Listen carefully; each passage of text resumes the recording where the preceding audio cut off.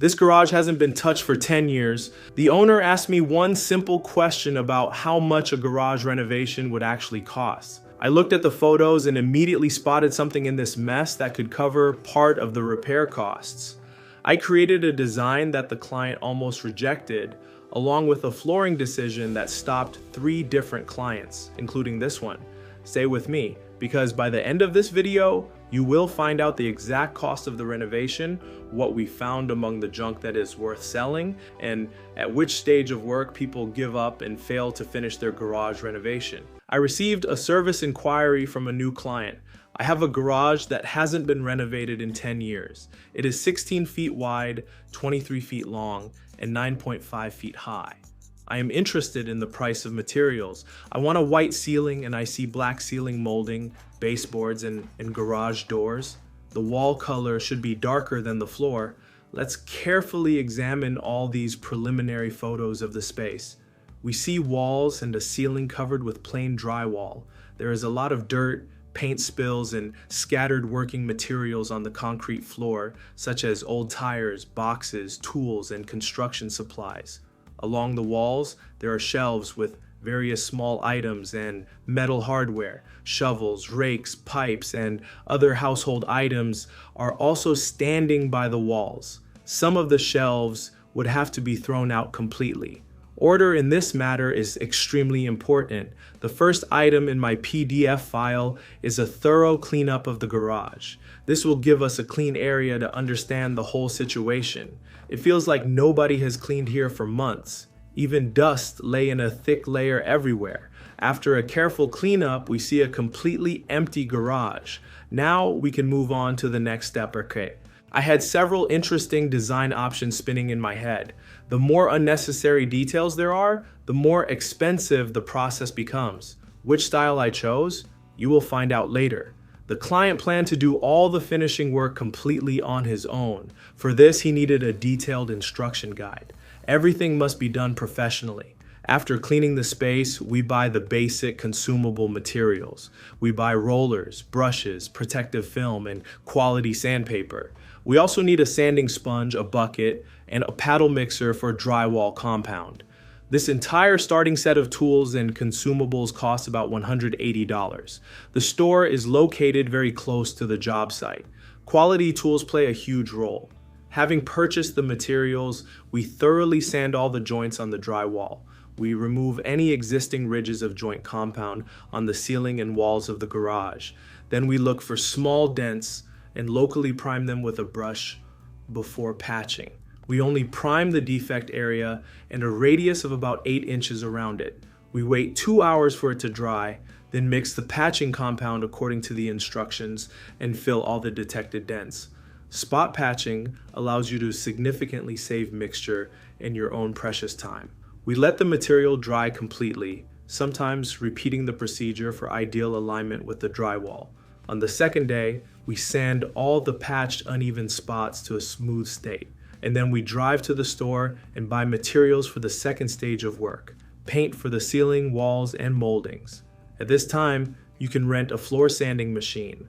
All dusty work must necessarily be performed at this initial stage. The rental of such a special sanding machine costs about $100 in the estimate.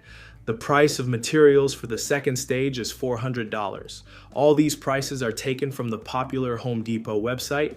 Next, we sand the floor. Having completed the sanding and dirty work, we thoroughly vacuum the entire garage from dust. Now we are completely ready to start the main finishing of the walls and ceiling. As the next step, we take a roller and evenly prime all the walls in accordance with building standards. Then we prime the moldings and walls. We leave the primer to dry completely, preferably until morning.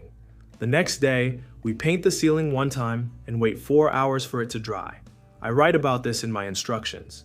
Then we paint the ceiling a second time and let it dry until the next day. Waking up in the morning, we paint the moldings black for the second time and follow the correct drying time. This can take half a day. We postpone the wall painting process to the next day. We paint the walls just like the ceiling.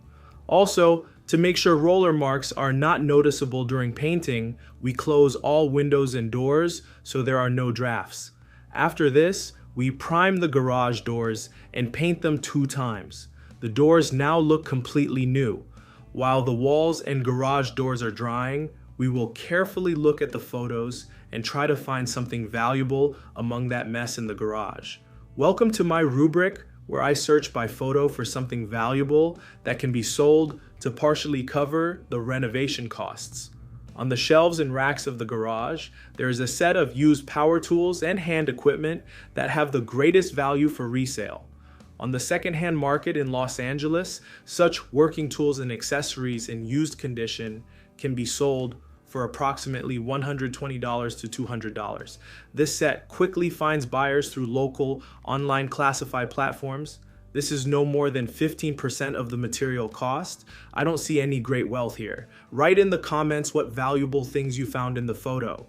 We return to the renovation. We make the purchase for the final stage of the garage renovation for $260. This is mostly floor primer, paint, baseboards, and adhesive for the baseboards. Before we move on to the floor, we cut the baseboards to size and paint them black. After painting, we wait for them to dry. Now we can prime the floor with primer and wait for the next day. Here in my file, it is written how to perform this and what standards are used. Mix BEHR Premium plus floor finish paint in the color Dove. Apply the first coat with a roller and crosswise motions over the entire concrete area. After drying for 12 hours, apply a second finish coat of paint to create a durable, wear-resistant coating. The requirements of the ASTM D4060 standard regulate testing the abrasion resistance of protective floor coatings using the Tabor abrasive method. After complete drying, we carefully glue the baseboards with liquid nails, and the garage renovation is complete. We get this kind of look, and materials for this renovation cost $990, plus my instruction guide for $50. That means we have $1,040 for materials. Delivery is not taken into account here since it is unknown whether the customer will drive for the material themselves or order it on the website. The work execution stretches up to 6 days if standards are followed. A smart DIY renovation saved him at least $3,000. That is exactly how much a hired crew in Los Angeles would charge for such work. And now the main question, was the renovation completed fully? The renovation stopped at the stage of painting the garage walls. Whether the floor was painted in the end, I don't know. Maybe I will share in future stories. The customer did not like the chosen color for the concrete floor, but he used everything else successfully. The color of the materials can always be chosen on the Home Depot website to fit your style. The main thing is to clearly understand the correct sequence of work execution for a specific room. Often it happens that when it comes to painting the floor, the process stalls here. I don't understand why, but this is already the 3rd time the floor is postponed for later.